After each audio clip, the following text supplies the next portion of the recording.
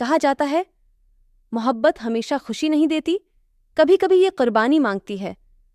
آج ہم آپ کے لیے لائے ہیں ایک ایسی کہانی جہاں دو بھائی ایک ہی دل کی خواہش رکھتے ہیں، لیکن انجام وہ نہیں جس کی امید تھی۔ لاہور کی ایک مشہور یونیورسٹی میں دو بھائی علی اور اذان پڑھتے تھے۔ علی بڑا بھائی، سنجیدہ، خاموش مزاج، جبکہ اذان چھوٹا، شوخ، زندہ دل اور باتونی۔ ایک دن زارا یونیورسٹی میں داخل ہوئی۔ سادگی، شرافت اور معصومیت اس کے چہرے سے جھلکتی تھی۔ علی نے اسے پہلی بار کیفے کے باہر دیکھا، اور وہی پہلا لمحہ اس کی خاموش محبت کا آغاز بن گیا۔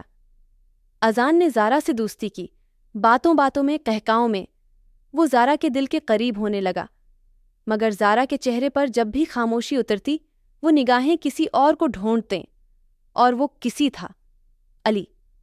ایک دن اذان نے علی سے کہا، بھائی، مجھے لگتا ہے میں زارا سے محبت کرنے لگا ہوں۔ علی نے نظر جھکائی اور دھیرے سے کہا، اذان، تمہیں یہ کیسے بتاؤں؟ وہی احساس میرے دل میں بھی پل رہا ہے۔ خاموشی چھا گئی۔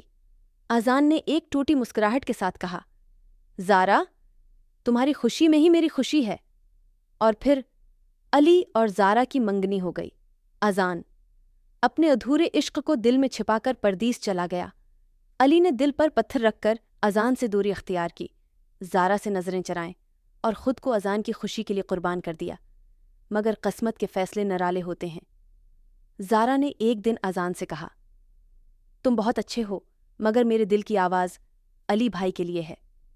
یہ کہانی تھی محبت کی، قربانی کی اور رشتوں کی، جہاں ایک بھائی نے اپنے خواب قربان کر دیے دوسرے کی خوشی کے لیے۔ کیونکہ سچا پیار صرف پانا نہیں ہوتا، کبھی کبھی چھوڑ دینا ہی سب سے بڑی محبت ہوتی ہے۔ اگر آپ کو یہ کہانی پسند آئی ہو تو لائک کریں، کمنٹ میں اپنی رائے دیں، اور ہمارے چینل اردو سٹوریز آفیشیل کو سبسکرائب کرنا نہ بھولیں۔